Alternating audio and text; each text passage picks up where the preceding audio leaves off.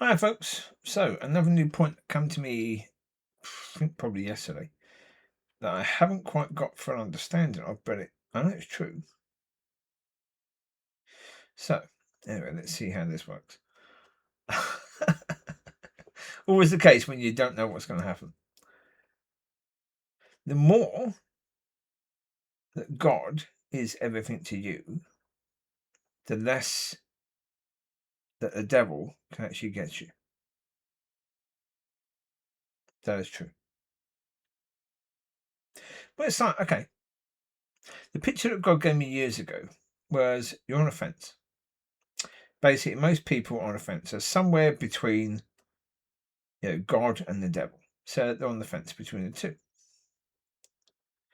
God gave me a picture of a circle within a bigger circle. Now, the inner circle, that's God. If you're in the inner circle, the devil can't get anywhere near you, can't do a blinking thing. Not unless God gives him permission to do so. Can't touch you. The problem is, when you go out of that circle to the outer circle, the closer you go to the outer part of that outer circle, the devil is just going to reach in and pull you out. Because you're giving him permission to do so. Because you're entering more into his kingdom than God's. And really, what God has told me yesterday about, when God is everything to you, the devil can't touch you. It's exactly the same. It's when you're right in there, the devil can't get you. But again, the devil can't get you unless God has given the devil permission. It's like Job. Job was right in there. God had to give the devil permission for the devil to touch him. Right? Well, there you go. It's the way it is. But yeah, it is. Every single person, if you are of God, then you have to get to the point where God means everything to you. Everything. Because the reality is, the less that is the case, the more you're going to have other things above God. If you have anything above God, that thing you have above God is a God that you've put above God. So that thing is a God to you that's higher than God. So this is why I say you've got to be so careful with that sort of stuff, with what you let into your life. That's why I say be careful about the people that you let into your life. Because whatever comes of that person is coming into your life. In a way, I've been incredibly blessed by not having people. Incredibly blessed. Yeah, it's probably a bit of a coincidence. But really, over the past 5 years, since I've been learning to come closer and closer and closer to God and for God to be absolutely everything to me, the friend I had, Colin Simpson, who was the one helping me to deal with cars, he's developed this relationship with this woman who he says is abusive to her. And so therefore he's not been around anywhere near as much, and I've been nowhere more as much around him as I was before. So therefore, it's been more and more and more just me and God. Because would I say that he was a bad influence? He could have been. He could have been, because he has no desire for God. He has no desire for truth. He's a liar. He's a bit of a con artist, and he's happy to do that. He's a thief. He's a liar. And he's happy to do all that sort of stuff, and he's happy to continue because it's worked for him in life, as far as he's concerned. So therefore, he doesn't want God. So therefore, he won't be a positive influence with regards to that. So it's the same with anyone. If they're not a positive influence, they're going to be a negative influence, right? However, this is another thing that's quite interesting. Okay?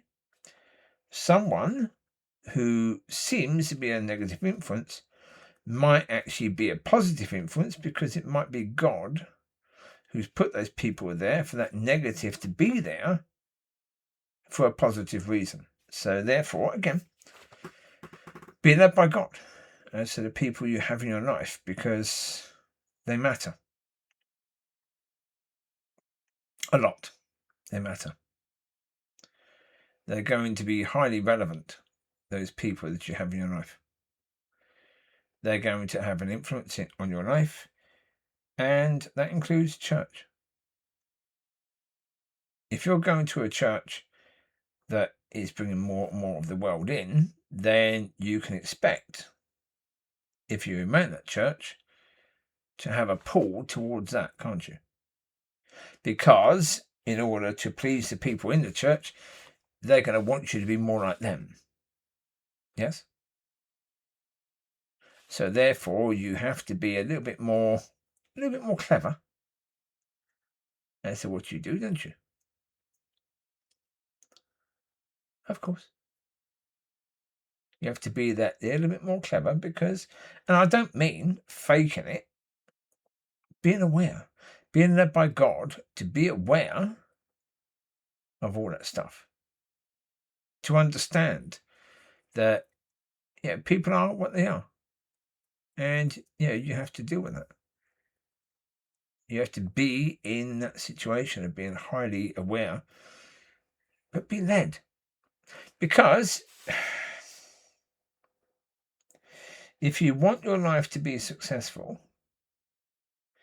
the more you can be led by God, the better chance your life can be successful, because, as I say, if God can see the big picture, he knows exactly where you need to be at what time. Yes? You don't.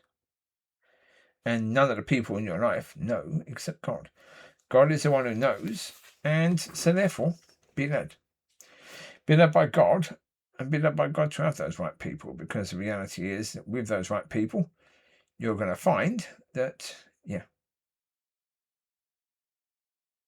your life will be enhanced.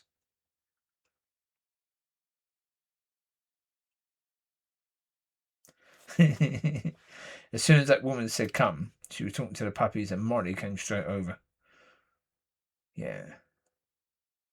Whoever got Molly after September, after the SSPCA, well, it'd be after probably, well, it'd be Christmas time, wouldn't it, really?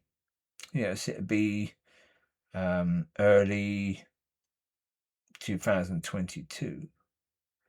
Whoever got Molly would have been blessed. Such a beautiful dog Molly was. Such a beautiful nature, such a friendly dog, and just loved everyone. So in a way, my relationship with them means that, well, Molly, Chewy, Lucy. Lucy's an absolute sweetheart. Riley was an absolute sweetheart. He'd be a blessing to wherever he goes to. Amber is a bit of a character. Mickey, again, bit of a character. Of the young ones, Lockie Down, beautiful. Really, really sweet little girl. Jacob, I got him as a pup. Again, he was very much like Chewy. Really loving. Wanted to come up on the bed to have a cuddle. Every morning he has to jump up to have a cuddle, to say good morning. So generally speaking, all the dogs would have been a blessing to the people they were going to. Gracie, a bit more tricky, because she'd only just come. And as I say, this is why for me, this is why it's so hard. Because Lucy, Mickey,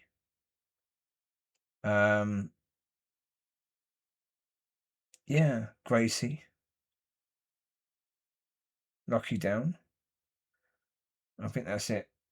That were rehomed. Yeah. They've all been rehomed.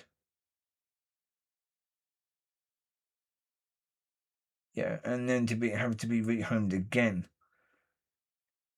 And to lose the pack Yeah, to me, that's there is something quite nasty there.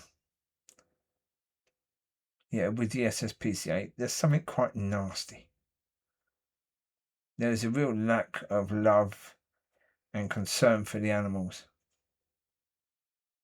There's a bigger concern for, how things will look on you.